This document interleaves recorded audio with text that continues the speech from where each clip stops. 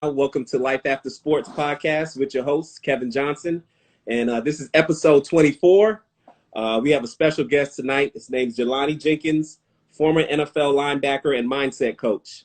And we are excited to have you on board today, man. We've been interviewing so many different people. We were just finished off a series of Women in Sports series. Mm-hmm. And I said, man, before the year is out, I want to make sure I have a couple more episodes. I had a little accident that happened recently, so I tore my Achilles. Oh, so no. Put me out of commission, man. You was trying to run a 40 or something? What you running, man? It happened at work, and then, try to work out and try to, hurt something pop. And I was like, oh, yeah, it's a wrap. It's a wrap. Yeah. That Achilles is always something that I prayed hard that I never had to deal with something like that. And that's an injury that I can't even imagine. Yeah, man. So going through the rehab and just I had surgery. So taking me a little minute, man. But it's a mental thing. So I'm just trying to make sure that I stay in positive spirits. Yeah, that helps. That helps, man. But talking about our topic, huh? I hope you feel better. No, I appreciate it, man. I really do. Talking about trying to keep my mental together. Our theme tonight is talking about the power of the mind. And so you being a mindset coach, we'll get into a little bit further in detail about that. But we want to talk about you from your pre-career, in career, and then now in your post-career and the great and miraculous things that you're doing right now. Yeah, appreciate it. So with that being said, man, for those that don't know a lot about you, just give them a little information, like your journey, where this all began, your childhood. Yeah, so I'm from Maryland. I grew up in Montgomery County, Maryland. Played Little League football out there, played high school football at Good Counsel. Some notable people who came from Good Counsel, if you don't know where Good Counsel is, Stephon Diggs is one of our most notable. Okay. So, yeah, Good Counsel, ended up going to University of Florida. I guess early childhood, I grew up in a family that was super, super supportive. Whenever I think back in my childhood, I felt safe. I felt protected. I felt able to dream and, live my best life, but my parents were always supportive of what I wanted to do.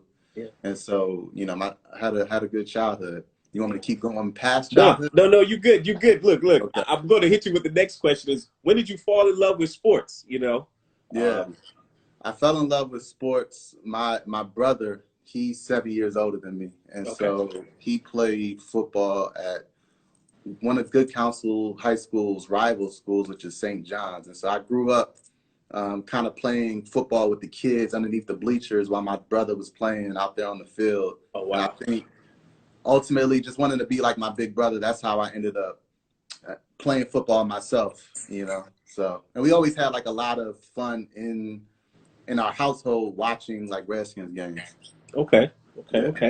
So I want to know that transition, because this show is all about life after sports, and let's talk about the transition. There's different levels to it. So when you were in high school and you made that transition, and most athletes, they know it. I don't know if it's the junior year, the senior year, where the competition, either they're better than their competition or the competition is that great, but you went ahead and stood up on that platform and made a name for yourself. So what time frame or period in your high school career where you knew, like, you know what, this is something that I really want to do and I know I can be able to go and get a scholarship for it? I know my sophomore year was when I first joined, when I first got on varsity. And initially I was playing fullback. And I remember, linebacker who I really admired at the time, he was older than me. He ended up hurting his knee and I had to jump into a game. And I think quickly I made plays and just got confidence. And I think with that confidence, I was able to start to take the next steps in my development. And I think starting at sophomore, I got a scholarship my sophomore year. And it was after a really big game that I had against St. John's, which is my brother's school that he went to. But I think I won the game at the last second, running the ball, and I made an interception for the house. And so that was one of my best game up until that point. And I had for the first time after the game been talking to media who was surrounding me. And I think when I first had that experience, that was the first time when I was like, okay, all You right. like I could do this. Yeah, yeah. And I think UVA or Boston College were like my first two offers, and they weren't even able to offer people for real. It was like a verbal Verbal. scholarship Mm-hmm. until your junior year. So they verbaled me like my sophomore year, and then I think that's when it kind of started, the momentum started going. Okay. Yeah. So why University of Florida? And I'm only saying that, I mean, I live here in South Florida, but why the University of Florida that you decided to make that your choice to go to school? So UF, I mean, they were rocking at the time. Urban Meyer was a young coach. I actually went to the summer football camp, I think my junior year of high school. They had won the national championship, man, and I went to visit a lot of schools. That was one school where it pulled my heartstrings in a real way. Yeah. That defense and how they played, and all of a sudden, also Urban Meyer and his whole staff. I mean, they're geniuses when it comes to like recruitment, you know. And so they brought me in the swamp, turned the music all the way loud, played the highlight tape, you know. I see Major Wright knocking heads off, you know. I see Brandon Spikes picking it off, you know, dancing. I see Joe Hayden making interceptions. So like that defense in swamp life was just, it was incredible to me, you know. It was so surreal where it was like a whole nother, it felt like you was in a whole nother town. A whole nother town. And then Tebow, you know, that whole Tebow experience was happening. So I think the Gators, I mean, it pulled me. Like, Yeah. I knew for a fact that I was supposed to be a UF, like when I first went there. Wow. Well, with that being said, how impactful has your parents and your wife been throughout your whole career?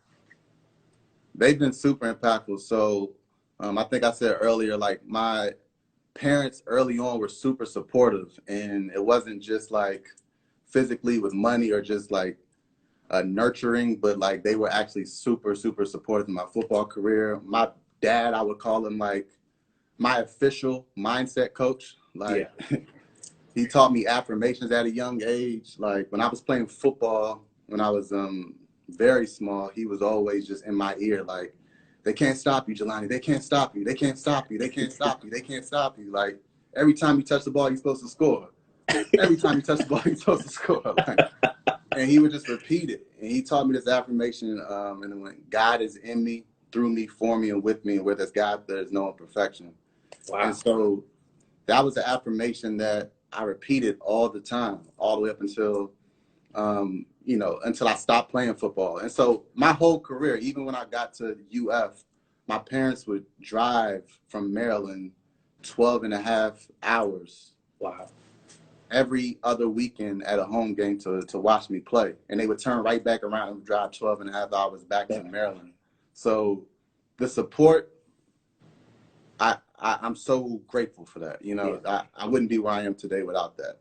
And, you know, it builds a foundation. You know, a lot of people don't have that opportunity to have supportive parents that are still in their lives today. And so when you have it, you just, never take it for granted. And, it makes you cherish your parents a lot more because, when you start to have kids and have a family, you've seen the foundation that's been laid out for you. Yeah. I already know when that time comes for me, I'm going to be full. Like, I know a great blueprint to follow. And you asked about my wife, too. I didn't know her back in college. Yeah, so yeah. her support came when I went to the next level. So Okay. Yeah. So we're going to jump into in career. So how did it feel making that transition from playing at UF to hearing your name being called in the NFL draft? Oh, it was special. I think what was super special about it was the fact that I stayed in Florida. I got super lucky and got drafted to Miami from Gainesville. Another thing that was very cool about the situation was I had met my wife when I was training for the combine. Her parents had a condo out in Fort Lauderdale. So I got drafted right to that spot. In my draft with the Dolphins also picked Mike Gillislee and Caleb Sturgis, who were both UF players. So I was going into a rookie class with people I already was familiar with. So I mean, I think I probably had a really good situation played out for me to be able to stay in Florida and to be able to actually like really hear my name called. You know, I think it was I was on the third day. So I was like the fourth pick of the fourth round, which is like the 4 picks into the third day. So Yeah. the first 2 days, I mean, palms were sweaty, knees weak, arms are heavy. You know? You're like, are they going to call me or what? Yo, I'm tripping. I don't know what's going on. So, but the third day, it happened very quickly. And I got my name called. My parents were around me. And yeah, it was a dream come true. So it was crazy. This year I was watching of course, the draft was, it was just on were in their house just because of the pandemic. And you just see people's names being called, players' names being called, and you see their whole families around. You got people jumping on the floor, people, saying hallelujah, throwing their hands up. And it's just like it's like an excitement that probably people whose names are being called can only explain that type of excitement for their family. Yeah, yeah, exactly. It's pretty surreal, man. It's when you see your name on the ticker, that's when it's real. And it's interesting because they call you before everyone else sees you. So I had like picked up the phone and my parents were over there and they're sitting there looking at the TV and it's like Miami Dolphins is up next. And they don't even know I'm on the phone with the actual coach. And yeah, man, it was special. It was super special. Well, talking about just it being special just to be here, to hear your name being called, and then going from Gainesville right here to South Florida here in Fort Lauderdale. What was the most remarkable accomplishment that you feel you've achieved in your career? Yeah, I think my second year, early on, I think it was like the first or second game, we played the New England Patriots, and I was getting playing time, but I wasn't starting or anything. And 2 linebackers who I truly respect. I came in a really good situation with Donnell Ellaby and Philip Wheeler there to kind of show me the ropes, and Koa Misi as well. And that game against the Patriots, Ellaby went down like immediately, and I was behind him. And then Phil Will got hurt like immediately. I'm talking like within 15 plays before, like when the game started. Wow. And so I got thrown out there and I'm facing Tom Brady. I'm looking in his eyes. And so like that experience, I was proud of myself because I could tell they smelled blood when they saw me, and I was able to hold my own and I played well.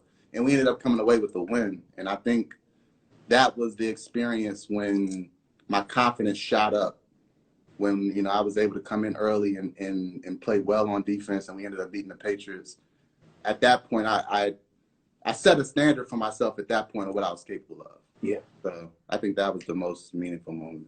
And then think about it, sometimes you don't know what that standard that you're planning to set until you get into the game. It is not like you're competing against your teammates in practice.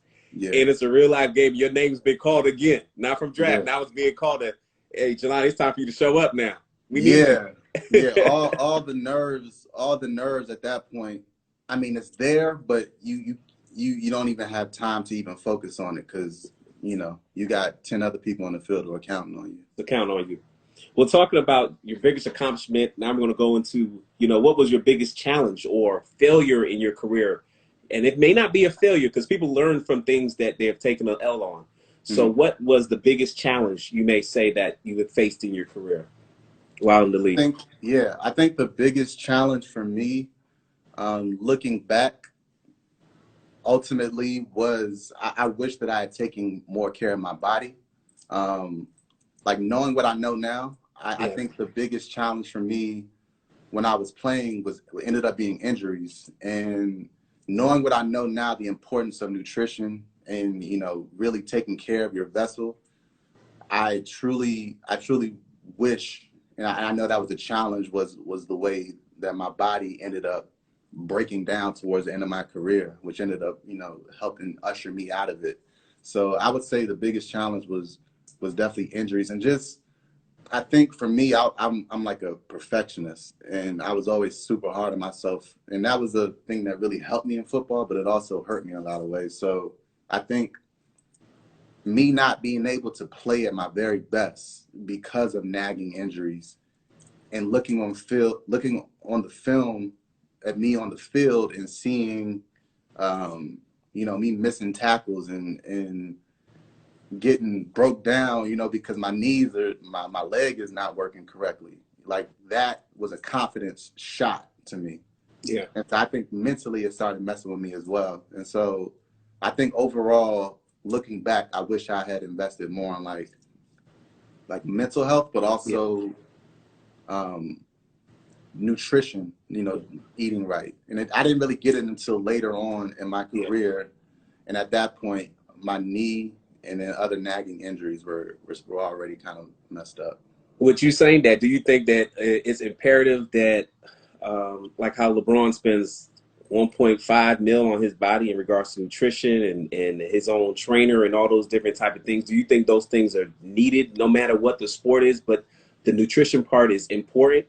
Yes. Yeah, absolutely. And I mean, for physical health, but our nutrition, I mean, if we eat food that has been stressed out, as it's gotten cut up, then it's going to also affect us, and we're going to feel that stress in our personal life and our relationships. Correct. And that continues on. And what I learned also was those eating habits from playing in the sports. Once the sport is done, once your body's no longer doesn't have that function or that reason for being a certain weight or whatever the case is, once you leave and you're still having the same eating habits, it doesn't work the same way. You know what I mean? So that's why you see some guys blow up. Yeah.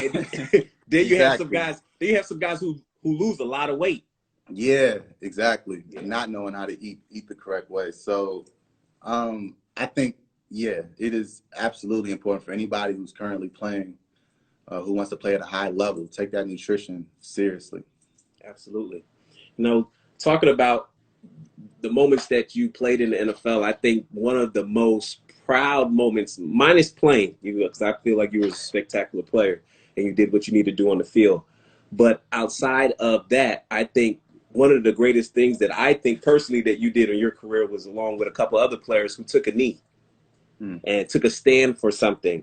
And so do you think that taking a stand on social activism issues had limited your career in the NFL in some capacity? I don't know enough of what happens behind the doors to be able to clearly say that that's what happened. Okay.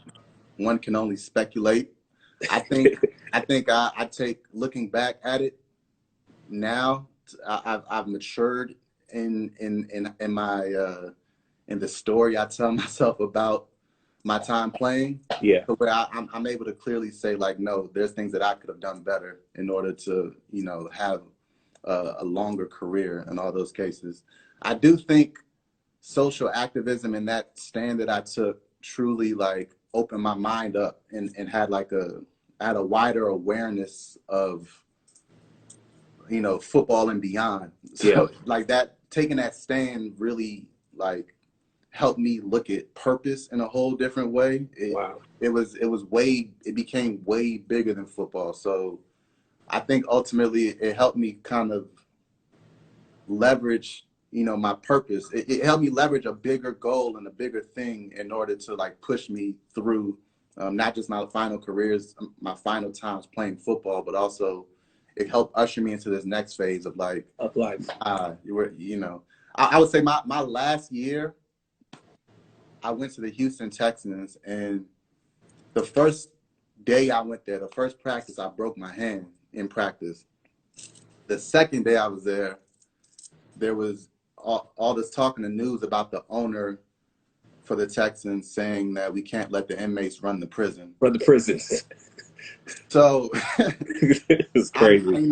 At that point, I was kind of getting into my own spiritual journey, but I was just getting a lot of signs for me, like, okay, there's something else that I'm more passionate about right now than this situation. So yeah. No, I mean, And the reason I brought that question up because I thought between it was you, Arian Foster, uh, Michael Thomas, and Kenny Stills. Mm-hmm. And when you look back from 2016 to it's 2020 now, and a lot has changed. You know, when you guys took the stand, it was like, hey, what are you guys doing? We don't want you guys doing that. It was just so much different things going on at that time to now, 2020, things has changed where maybe if you look down in history as we continue to make progress in regards to this issue and social activism, that there's going to be, your name's going to be in a book for a couple of reasons for you taking the stand at that time. And probably when you did it, you weren't even thinking about none of that. You're just thinking about, I'm doing something from the heart, from how I feel and what's right. Exactly. Yeah, I know my family, when I first did it, they were all like, they were super proud, and they were just like, your name is forever on the right side of history. Your name is forever on the right side of history. And I guess at that time that wasn't the motivation, and I didn't even see it in that way. But I felt how big the moment was. I felt how big the moment was. I could feel. I mean, especially when I did it, the crowd was like, a lot of people were booing behind me. I see all of a sudden the cameras coming. Wow. I felt how big the moment was, but I didn't even consider, 4 years later that the whole country would have, Black Lives Matter. Yep. I love it. I love that back there. I like that backdrop. Thank you. I appreciate it. So talking about your career, talking about, while playing in the NFL, have you ever thought about life after sports, what that transition looks like? Yeah, when I played, I thought I'd be pretty good when it came to life after sports, honestly. When I played, I felt like I had a good head on my shoulder. So I was definitely thinking about life after sports. I think, so my first 3 years, I was going back to school in the off season. So I was still heavily like in a type of structure. My fourth season was the first time where I had like a real off season where I just had nothing but time. It was like the first time in my life. And but you were going back to school. You was going back every off season to finish school? Yeah. Mm-hmm. Okay. Yeah, at the University of Florida. So I technically graduated from the University of Florida, like my third year playing in the NFL, because I had left as a redshirt junior. And so that fourth year was my first off season, and I had proposed to my wife, and the way I did it, me and my friend, we came together, we made like a video. It was the first time where I had any type of directing, where I put an idea to paper, drew out the plan, and had a camera and created a video. And I fell in love with it. And that was the first time I saw life like outside of football for real, and me be super excited about something. And growing up, I was heavy like in the arts because my dad's an architect. Okay. So I kind of got like a love for the arts again when I had that experience. So I think that was the first time when like I really like could see myself outside of playing, still being passionate about something. And the reason why I asked that, because a lot of players, while you're in something, it's very hard sometimes to think about what that next transition is going to be outside of the game. And a lot of players, identify themselves as the player and not a person. And so sometimes it's very hard to differentiate, what's going to happen when I leave the game. Because some people leave by choice, some people leave by injury, some people leave not the way they wanted to. And so I think it's always important, it's hard because you're in the sport at that particular time, but to be able to, if you have a good nucleus circle around you to start putting some things or pieces together on what that next step is going to look like. Yeah, it's so difficult, bro, while you're in it, because all is like this pattern. You show up, they tell you what time the meetings are. At 7:30, I got to work out. I got to shower before meetings at 8:30. It's like, it's a pattern that we've been in for our entire life. Yeah. And to try to imagine what life looks like outside of that, first off, is scary. Second off, you're so focused on now because you want to maximize this moment so that the next phase isn't scary. So it's hard to like really really, really pay attention to life outside of that, or to even conceptualize what that looks like. Who am I outside of being an athlete? Yeah. You know? Well, talking about that, you know, how well have you adjusted to the new phase of your life post-career? I think looking back, everything has been a blessing. You know, it's been tough in a lot of ways these last 2 years. But what it did, that experience, it led me down like a super, super inner journey. It led me to meditation. It led me to like seeking mental wealth. You know, it led to, you know, having a consistent yoga practice, and it led me down a journey of really like looking to find fulfillment, you know, from an internal place, not necessarily an external place. So I read a bunch of books, and it led me to going to these different conferences. So the journey has been in a lot of ways tough, but it's helped me to like remove a lot of the wounds that has been a part of my life, you know. So it's been a tough journey, but a very grateful journey. Yeah. Look, I've heard the most hardest work to do in regards to a human being is to work on yourself, right? When the doors are closed, nobody's calling your name and shouting, "Hey, you know, pass the ball or shoot it or throw it or whatever like that," and you're in a room by yourself, and you really have to take time to really think about, who am I outside of this uniform? Who am I outside of what people think of me? Who am I to myself? What's my true purpose? And I think that's so important. So you talk about, you know, that the adjustment has it's been challenging. 2 years adjusting to figuring out, you know, who Jelani is and that path. You know, what new things have you learned about yourself during this post career? I think the biggest thing that I learned about myself, I found my voice, like my voice, my unfiltered voice, and I think for a long time that was kind of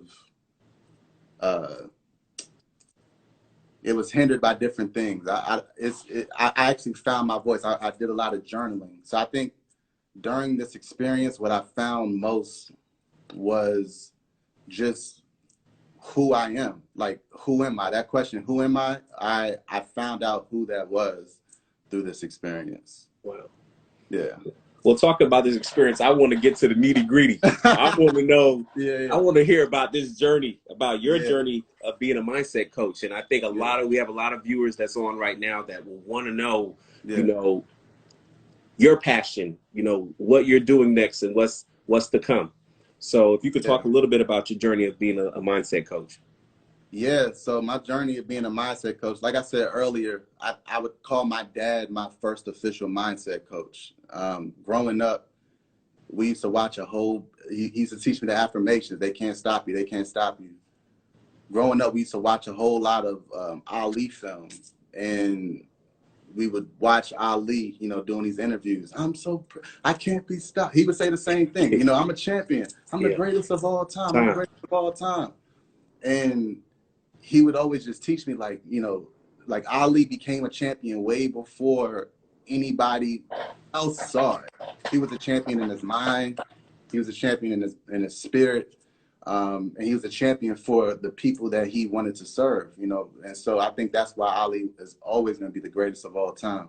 So I think my journey of becoming a mindset coach was influenced by the process that I went through when I stopped playing the game, and looking back at, okay, what skills do I have?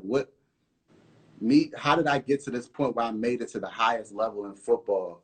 And I kept going back to that mental training that my dad gave me, that I watched the greats do, you know, talking about Muhammad Ali. So I think ultimately that's what led me to want to, you know, help other people to be able to transform themselves by really training their mind through affirmations, through visualization, through mindfulness. Like I said, I got into meditation, and it not just being something, when people think of like mindfulness and meditation, they think of somebody like, in a cross-legged position, in the Himalayan mountains, and not doing anything else in life. But no, I wanted to help infuse mindfulness and meditation into sports. That's something that I wish that I knew more when I was playing.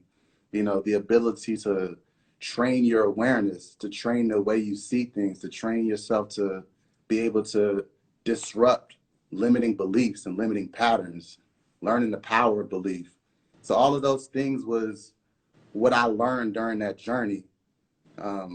Ended up getting a couple of free tickets to go see Tony Robbins. Like, it just kind of manifested in front of me. It wasn't something I had to pay for. Yeah. And changed my life, walked on fire, Wow. So I just got really deep into psychology and the human potential. And I saw things, I could see that we were greater than society would believe us to be, So I think that's where my passion lies, is going back to sort of me before I got to this point as that athlete, and saying, even when you were playing the game, look, this is what you need to be doing in order to help yourself, not only like heal yourself, but to be able to perform at the highest level, to be able to do all the things you choose to do, to be able to leverage a deeper purpose to play better. But also, once you leave the game, recognize that life is just getting started, and you have all these tools, help you get these tools together, and really investing in your mental wealth to the point where you can even go further and further and further. Absolutely. I don't know if you probably know this already, because obviously you played in the league, and being a mindset coach, you probably already know this. Russell Wilson, and I don't know how prevalent this is with athletes that are playing in the league, that they do have a mindset coach. I know Russell Wilson has a mindset coach. Yep. That he works with, and he talks a little bit about how it has impacted him and impacted his play. And like you said, he talked about patterns, he talked about, just being aware. And I think it's very important. Do you think that that is a necessary component that players need to be able to perform at their highest level? Absolutely. Absolutely. Being aware and fully aware in the present moment, that's how you tap into the zone. That's how, when you look at somebody like Michael Jordan, he was somebody who knew how to be completely aware of the present moment. He said some quote in the documentary about, like, why would he waste time thinking of a shot that he's going to miss? Like, why would he waste time thinking about losing a game? Like, he was so aware of his ability in the present moment. And I think even out there on the field, being able to train your awareness to be able to be focusing, like, in the present moment, and not, if you make a bad play, getting stuck there. Like, there were times in the game, because I was so hard on myself, I would make a bad play, and 3 plays later, I'm still there. Meanwhile, somebody's looking directly at me, ready to take my head off, but I'm not even fully there because I'm not present. Wow. So being able to train your awareness and be present is so huge. And then that's just one factor. Yeah. Do you think that a lot of players that are the greats, like the Michael Jordan, the Kobe Bryant, the LeBron James, the Tom Brady's of the world, that their mindset is totally different in regards to preparation of the game, in regards to everybody else? Like, you see the disparity, like. Yeah. I think what's so interesting about every athlete you just named, they all have come out saying that they practice mindfulness. Wow. Kobe Bryant, Michael Jordan, they had a mindfulness coach with Phil Jackson. His name is George Mumford. He was their mindfulness coach. He was the one who taught them meditation. They would always talk about, like, here goes a monk doing that Buddhist stuff, But they had a mindfulness coach. The Seahawks, we talk about Russell Westbrook. The whole team, they brought meditation and mindfulness to the entire team when they won that Super Bowl championship. Tom Brady, he still is doing meditation and doing yoga and different things like that. Even outside of sports, Oprah Winfrey, Steve Jobs, he practiced mindfulness. Like, when I started doing the research, I started seeing there was, like, levels to success and what people were doing, and started to look to model that success. And most people is meditating. Meditating. I read a book, and it's called mindfulness. It's a Harvard Business Review. Mm-hmm. And it's a small little white book, small like this, probably 80 or 100 pages, Mm-hmm. and quick read.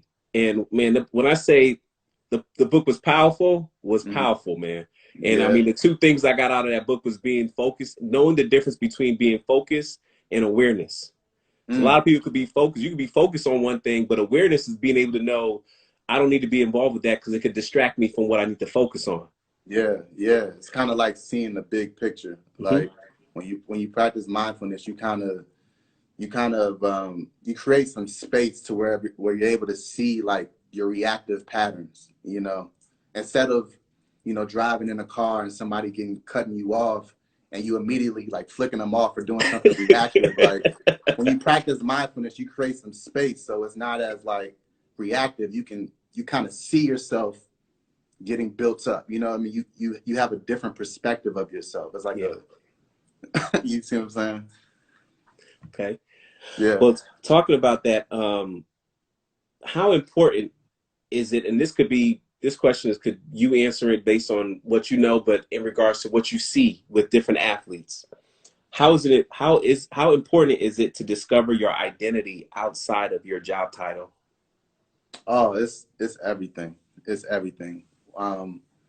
It's like I have a course coming out called the Athlete Purpose Playbook, and one of the biggest factors of it talks about identity. And one of the key principles of this entire program is the strongest force in the human psyche is the need to remain consistent with how we view ourselves, Mm. with who we see ourselves to be. And that is our identity. Our identity is who we believe we are, you know. And so belief is so powerful. And so if we believe that we are, you know, capable of only getting to this level, then no matter if we set goals and set goals that are higher than that, we're always going to fall back to who we believe we are. If we think that somebody is out there to, you know, keep us at a certain level, or there's something outside of us that's immovable that is going to hold us down, if we truly believe that, then we're always going to find a way to be consistent with that belief. Absolutely. Exactly. So as an athlete, if we only believe that we are this one version of ourselves and we say, who am I? I am an athlete. Once that paradigm gets knocked down and cut down, then that's when a crisis happens. Yeah. It's like, who am I? It's who am I? And there's so much pain in that experience. And if we don't, and we're not prepared, like we don't really know how to deal with that pain. We haven't really been taught how to cope with it. So like that stress happens, we're used to feeling stress and being able to run and hit somebody and let it out, you know? Yeah. So when you can't let out that aggression, and, you know, if you made it to the top level, you have money. So now that money goes, and instead of dealing with your own stress, you buy a bunch of alcohol, a bunch of weed, you know, Mm-hmm. you spend money at the strip club or something like that in order to cope with it. So we learn how to cope with the stress rather than deal with it. And no And that matter how, coping is temporary. it's temporary, you know it, it's temporary. So no matter how far we go, no matter how much success happens after that, if we haven't dealt with that stress, it's gonna tear us down. Mm-hmm. So identity, learning who you are and learning how to be able to train your identity, train your belief in yourself, setting a standard of yourself that you probably can't even imagine yourself doing, but training your mind to really feel it and believe it to be true. It's important. It's important. Yeah. You know, the information that you stated about your book that you're coming out with. Say it again, and for those of you that you can give us the date that it's coming out, and Yeah. do you have to be an athlete to be able to be a part of the book or the program that you're having? So it's not even a book yet, but Okay. it will become a book. I'm speaking into existence. Yeah, we're speaking into existence. It's the name of the course, and it's going to be a 10-week experience. No, you do not have to be an athlete to get a tremendous amount of value from this experience.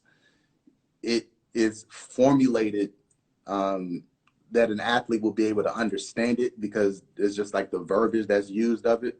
But essentially, the program will be able to help anybody to discover their greatness, discover their purpose, learn how to leverage beautiful emotional states like gratitude and joy, but learning how to get it from within and learning how to be fulfilled so much to where it oozes out in your profession, it oozes out in your service to others, where you're not looking for it outside of yourself, but you're formulating it within yourself using the power of your mind.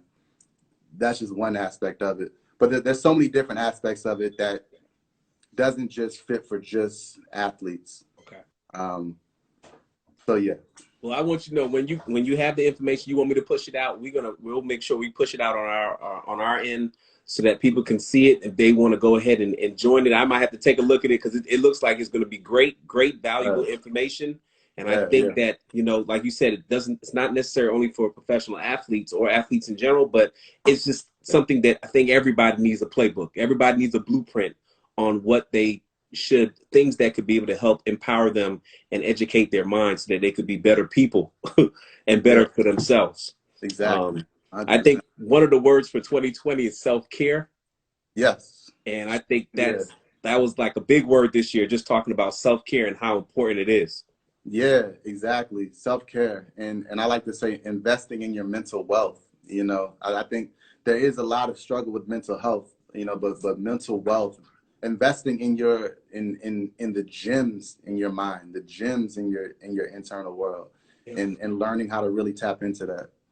Yeah, it's truly important, and a lot of people don't know how to. So we have you on here. They don't know how to tap into that. So getting to the next question, though, what advice would you like to share to those who are uncertain of the journey of life after sports? And I know this show is geared towards athletes, professional athletes, high school, college, or sports industry professionals. What advice would you like to share to those who are uncertain of the next journey, of this journey of life after sports? I think it's exactly what I just said, which was investing in your mental wealth. I would definitely, start reading a lot of books, just really getting to know who you are. And that one of the best ways to do that is through meditation. And so I think there are so many resources out there to really dive into that world, but just not just investing money in your mental wealth, but actually like investing attention and energy in your mental wealth. So like literally paying attention to how your inner world feels, being mindful of the food that you eat, everything that goes into your body. How do you feel after you eat this meal? Do you feel more tired, or do you feel like it gave you life? Like just being mindful of yourself. And that's what I mean by investing in your mental wealth. Invest attention into yourself. Well, I've just learned something on this. Sorry, did I cut you off? No, not at all. Go for it. So I was going to say, I've learned something on this show while interviewing you about mental wealth. And I've heard mental health, but I've never heard anybody come across and talk about the mental wealth. And so can you just define that a little bit for those viewers that are watching that they have heard the word and they're like, he keeps saying mental wealth. How does that ring to me? Yeah. So if mental health is like, a lot of us are suffering with mental health issues, especially in 2020 when it comes to, depression, stress, all these different things. And we do things to, impact ourselves when it comes to mental health. But when I'm talking about mental wealth, I'm talking about diving into the power of the mind. So like the ability to create things, with visualization, the ability to really program your mind with affirmations, the ability to quiet all of the noise in your mind in feeling your intuition and hearing your intuition. And I think it's more experience. It's hard to cognitively understand it. It has to be experience, because if we've never really cleared our mind to be able to hear ourselves, hear our creative ideas, hear all the wealth that exists within us, if we've never cleared our mind, we won't know that there's wealth in there. So I think the word mental wealth needs to be said more, so people know that there's wealth. So people know. Yes, yeah. I agree. You know, talking about the gems, you dropped a lot of gems on our show today. I Yeah. want you to know that, and we're grateful and thankful for that. My last question to you, we do this with all our guests. We ask that if you can list 3 people that you would like to nominate for them to tell their story about their journey as a professional athlete or talk about life after sports, who would be those 3? And you could just list them, and then I get the information and contact from you later. But we Yeah. like to keep this show going with the energy and Yeah. good vibes. Yeah. So the three former athletes that all inspire me. 2 of them are professional. One of them I grew up with, and he played all the way up until college football. One of them I would say is Spencer Paysinger. He's like the combination of a best friend, a mentor, a big brother, and a business partner. So he's somebody who I've truly been inspired by. If y'all seen the show All American, it's on Netflix. That show is revolved around his life. He's a co-producer on it. And he's deep into the film world. Spencer Paysinger has an amazing life after sports story. I've recently met a brother like 2 months ago who I'm completely inspired by. His name is Heritie Lumumba. His name is spelled Heritier, and I probably butchered it because I usually just call him Lumumba. But he played in so Spencer, he played with me in Miami with the Dolphins. Heritie Lumumba, he played in the AFL, which is actually like Australian football league. Yeah, so it's not quite the same football as we know it to be. Yeah. But his story after sports, he has a very powerful story of like reclaiming his name, reclaiming his identity. Wow. In his African name, he had a name that he felt was really given to him by people who weren't him, you know. So he has his own journey of reclaiming his identity after sports. Completely inspired by him. And then my boy Mike Walls, who he played at Penn State for 4 years, but we grew up together. He transitioned into artistry as a music artist. He created his own brand and his own business called the Free Life Movement. And he's somebody that also inspires me. So I surround myself by people who inspire me. And those are 3 athletes who do it. Look, I love it. And I don't know if you know, but Spencer was our first guest on Life After Sports podcast, man. Of course. Yeah, Spencer the man. So, man, but I mean, the gems that he dropped when he was on our first show, man, I think it was powerful. You came on here tonight and you dropped a bunch of gems, and I want you to know you have our support with your new course, man, and we're going to push that information out. You get that information to me, we're definitely going to push it out, and I think a lot of people would be able to understand and identify who they are going through your 10-week program. Oh, bro, I appreciate it, man. It means a lot. You know, it's all love, man, from day one. I appreciate it. I'm happy I was able to be on here, man. Nah, man, we appreciate it, and appreciate you taking the time, because I know you have a busy schedule. So I just want to say thank you. I know we had one person that had a question. We had 2 questions. One person said, and I don't know if we do this, but I'll do it today. One person mentioned, which books do you recommend with regard to mental wealth? And that was by Sister Zah. Sister Zah. Whew. I got the books for you. Okay, you ready? You got your pen and paper ready? All right. The first book that changed my life was Transformers by Jacqueline Small. A New Earth by Eckhart Tolle. One book that I read last year that absolutely blew me away, and you'll understand even more so about mental wealth. Becoming Supernatural by Dr. Joe Dispenza. That was the one. And there's so many more. The Power of Intention, The Power of Now, The Seed of the Soul. I mean, I could just go on. There's so many books that inspire me. Man, that's you. I'm gonna actually. I was trying to take down some notes. I said I was gonna have to go back and watch it so I could be able to get some of these books. But I'm always reading, man. So I really enjoy just educating the mind, because the more that you know, the more conversation that you're able to have with people that are like-minded around you, you learn so much more about who you are as a person as well. Exactly. So, again, I just want to say thank you for giving us your time tonight. This was on episode 24, Life After Sports podcast with your host, Kevin Johnson, and we had our special guest, Jelani. I'm looking at the message because she just, I think she said ready. Oh, she wrote them things She down. wrote them Yeah. down. Thank you. And I loved it. yeah, but this is the reason why we get on here, Jelani, because the information could be able to be so much and powerful to to other people who are taking their time to listen, and I want to continue. So anytime that I can be able to grab you for a second, I'm gonna get you on here, man. Yeah, man, this was fun. This was easy. I appreciate you, man. This was amazing. For those of you that want to watch it, we're you can follow us and subscribe on our website. It's laspodcast.com. We're also on IG. You can follow it LAS_podcast. We're also on YouTube, Apple Podcasts, and Facebook. It's called Life After Sports Podcast. Again, thank you for your time. We're out. Peace. Take care, man. Have a good night. Thanks. All right, brother. You too. Stay safe. All right, we'll do.